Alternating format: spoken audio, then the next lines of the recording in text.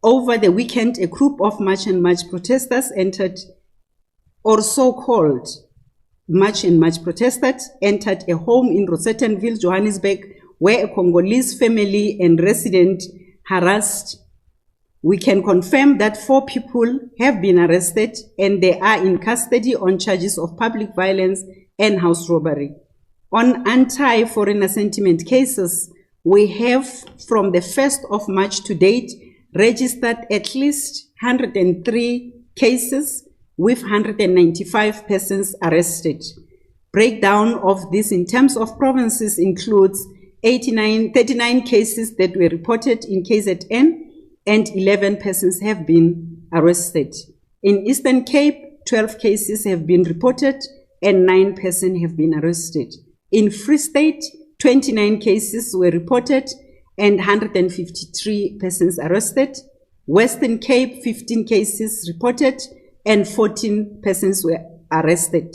In Gauteng, 4 cases were registered with 5 suspects arrested. In Mpumalanga, 3 cases were registered and 3 persons arrested.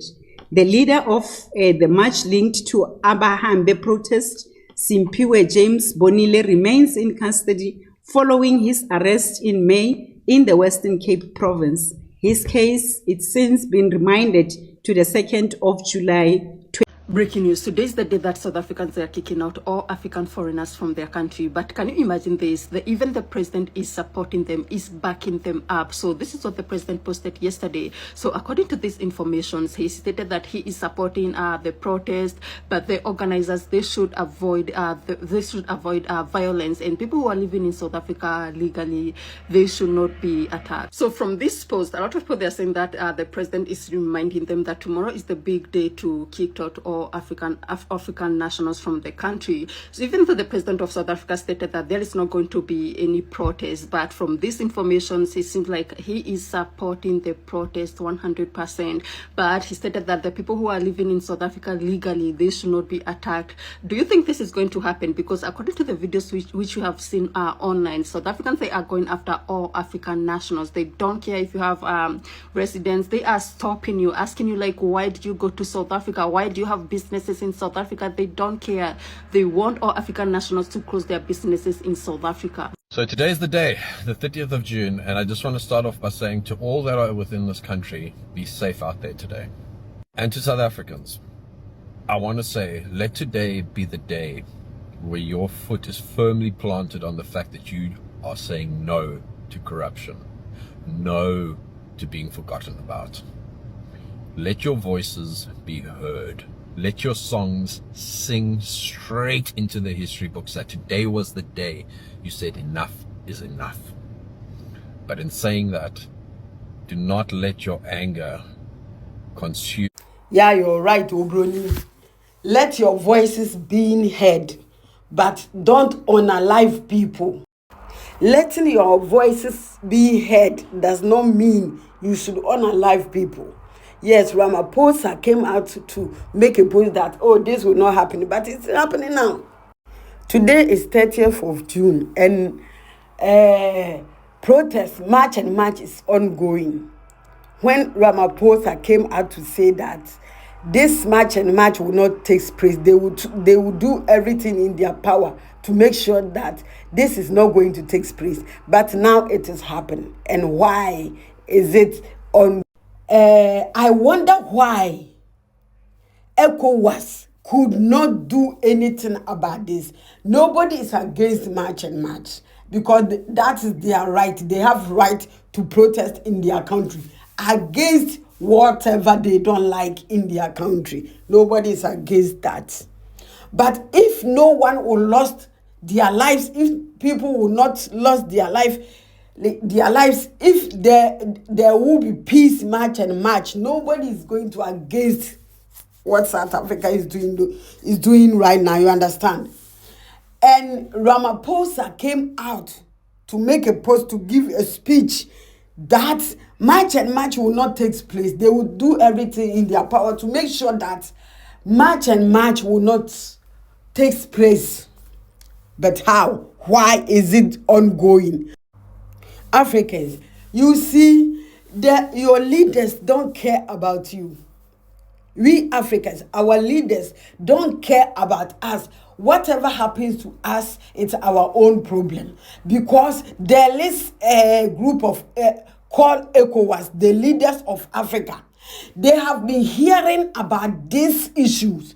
They have been seeing. There is a lot of videos across the world, global. People, everyone knows what is going to happen in today. They know. ECOWAS knows everything. But why are they quiet?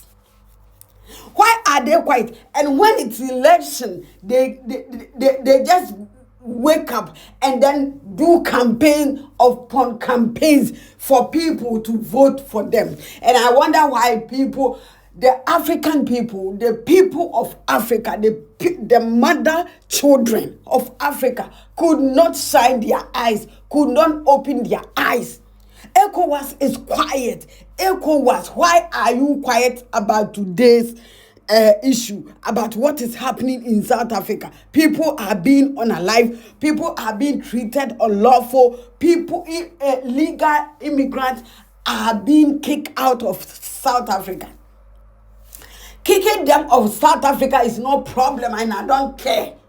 But they should do it in the right way, and you, ECOWAS, should come out to say something to protect people, to protect innocent people in South Africa. Why?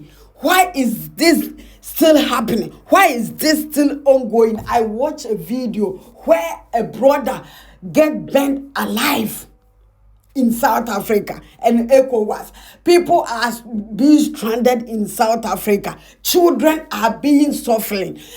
Pregnant women, sick people in South Africa are being suffering. Why ECOWAS is quiet? That means you people want Africans to suffer. That means you people are aware that this is going to happen and you people don't care. So my fellow African brothers and sisters, shine your eyes, you open your eyes.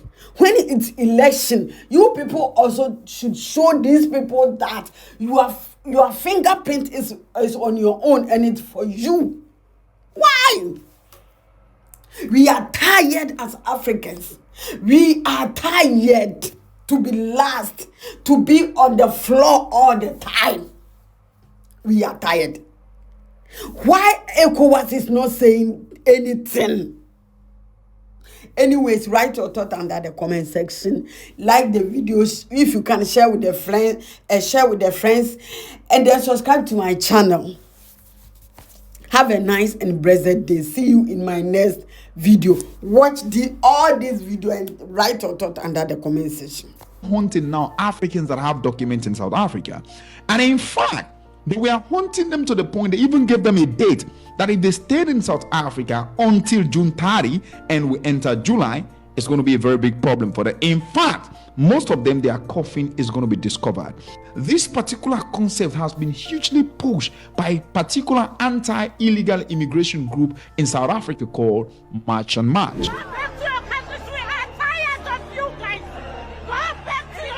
Now, in fact, this March and March said that they have until only today, that if they wait until the ending of June and they enter July, it's going to be some bad news. Now, because of this news, a lot of people from different African countries like Ghana, Zimbabwe, Malawi, Nigeria, Mozambique have been leaving the country massively. And in fact, news have report that within a week, over 13,000 Africans have fled back home.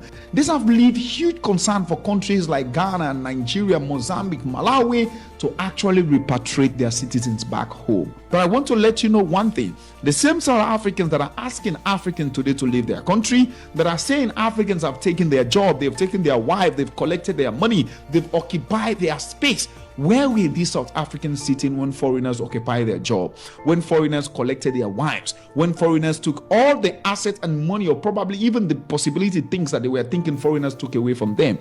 But again, is this not the same South Africa before Nelson Mandela came to power that all African countries were fighting for them to gain their freedom? When the whites were screwing their ass, is it not the same South Africa that all African countries stood by their side? They fought for them, they rebelled for them. Is it not the same South Africa that is giving other African countries 24 hours to leave their country? Now, before I end this video, I want you to share this video and tag every single South African in the comment section. We agree that Africans must leave your country within 24 hours. But the question is, what is going to happen to all the South Africans that are living in other African countries? If you have any relative in South Africa, check on them. The clock is still ticking. You still have a few more hours. They need to make this clear in the United Nations and every single Africa organization meetings or symposium, seminars, conference, that South Africa is no more part of Africa and no African is welcome in South Africa anymore. Thanks for watching, and we'll see you next time.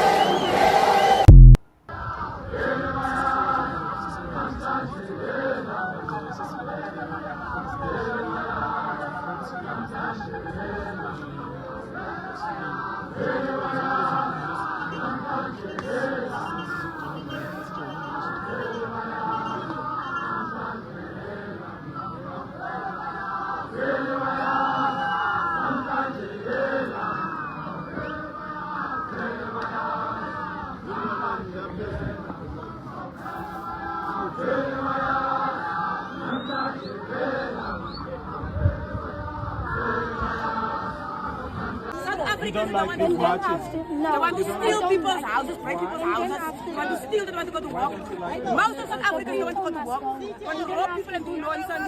Then they blame the foreigners, it's the truth. When as we're getting money for SASA, 560 rand, they go together with us going to draw SASA money, they want to go to work. Okay, so it's just gone after 8 a.m. on the 30th of June. I'm outside a temporary transit site in Durban North Beach where about 100 Malawian nationals are stranded. Now, these are people who fled their homes and fled their businesses in fear of violence and persecution. Today, we know that today is the 30th of June. It's this arbitrary deadline that has been set down by these anti-illegal immigration groups who say that by today, all undocumented foreigners must leave the country. Now, we know there has been sporadic incidents of violence that have taken place across many parts of Durban. So that's why there's a lot of people who've come here fearing for their lives. We are here because we are not safe on this country. We are not safe. Now we are going back as a deportation. And how are you feeling about going back home? I'm not feeling okay because we are supporting our families at home. When we're getting some money here, we are supporting that side, and we have got the children, and we are paying school fees, whatever. They need some more things to do that side. Now we are not feeling okay, but what we can do is to have to go back home because they don't want us here. I'm coming yesterday here at night. Yeah, and we lose my property here in South Africa. Not taking anything. We're going at home, no anything. We're not receiving my money. Or we are living here. So that is a big problem to I myself. And as a South African that genuinely does care about South Africans, don't take part in this march. Don't take part in intimidating people, because you will get arrested and you will go to jail. Not only that, but the government has had to fork out 600 milli just to make sure that you guys stay in line. 600 million. And rightfully so, because you guys have created such extreme conditions now. You've placed fear in people's hearts. You're acting so un-South African. 600 million, tell me where that 600 million could have gone instead of trying to manage the chaos that you guys are bringing. listening to leaders who speak out of both ends of their mouths. Watch this. I don't remember a time where March and March was talking about race. The one thing March and March has always spoken about was documents. But I do feel like people who want to make this about... Let me speak to the brother here. Hi, brother. You are live on DW. Just tell us, why this march today? This march is because of our people. They don't feel like they belong in South Africa because of several tribalism issues that we are facing. So today, as Batonga Machangan community, we have gathered to tell the whole world that South Africa is our home. South Africa is our land. South Africa is where we were born. We were born and raised here. This is our home. So we don't want anyone to treat us like they are doing us a favor when we are in our country. Nobody is doing us a favor. This is our country. This is where we belong. And no one is going to tell us to produce IDs when we are working. This is our country. This is not the time of apartheid where we will go around with our IDs. Thank you. And what do you say, General, about the anti-migrant marches that are happening? We don't have a problem with their cry. We don't have a problem. They have a genuine cry. Our problem comes when our tribe gets to suffer the consequences of what they are trying to achieve. In their pursuit to chase away illegal immigrants, our people are being mistaken for foreigners. So we are tired of that. We are saying enough is enough with this exclusion. We are saying to the whole of South Africa and every other tribe, no tribe is bigger than another tribe. South Africa is our home and we are all equal. And you just told me that there was a young man who was killed because of this. Yes, Samuel Sambo died in Mossel Bay during the march on the 29th of May and the 30th, that was in Mossel Bay. And several other people, they lost their homes, they lost their livelihood. Nkamlo's mother is here with us. And she, as we speak, she can't go back to Mossel Bay and be subjected to the same treatment of tribalism. She's afraid. Her kids have to be moved to come and study in Limpopo where they belong. But we want the world to know, when they see Batonga Machangani anywhere in this country, let them know that we are South Africans. Thank you very much. You can hear for yourself very angry words indeed. They are saying they've been targeted. Quite a fast-moving march, and we are going to be gasping along the way, but they are heading to the Human Rights Commission to air their grievances. We know that for a long time now, there have been anti-migrant marches. Now, June 30 deadline has been given, and these people are saying they are feeling the pressure. There's a lot of anti-migrant marches that are taking place, and they are saying in the process they are being targeted and mistaken for foreign nationals. And of course, as you heard, one young man died in the process. But we'll keep on talking to these people. I want to say respect to these South Africans, man, that are standing up for themselves, standing up for their right, and standing up for their community and tribes, you understand? As much as we have a little bit differences between ourselves, but it's as much as we have to realize at the end of the day, we are still one. You know what I mean? One thing that we forget sometimes in Africa is that Africa is built based on migration. That's why sometimes it hurts me when I see another black person calling another black person in a foreign land a foreigner. When we all know, like again, our African history is built based on migration. And black come in all different shades, man. You understand? At the end of the day, we are all black and one people. If you feel like that you are better than this person or that person because you are a little bit lighter or whatever it is, then that shows how deep you are in this colonization, in this colonized world that we are living, right? How it shows how deep you are still colonized and low-key hate yourself, you understand? And as well as no African country has ever been against you, South African, for saying you want illegal immigrant out of your country and all that. No, the only thing that we have been against is the way you go about it. How you go on the street harassing people, beating people, looting shops, kicking people out of their shops and all that, right? That's just a wrong way. And as well as you are also attacking the ones that have papers, the ones that are illegal in the country. So then you leave out with, what do these people really want? Because next day is that they are taking our jobs, next day is that they are illegal in the country, next day is that they are taking our women. So it's like, you know, you understand, you just get to a point that we're like, oh shit, what the fuck did these people really want, right? But at the end of the day, no African or person has ever been against you saying you want illegal immigrant out of the country, which is normal, because you want to know who goes in and out of your house, which is normal. Yes. No. How did you get the ID? I got my ID from Home Affairs. Man, guys. Sir, where did you get the ID? When was it? Since 2005. It was 2005. 2000. You came to South Africa to do what?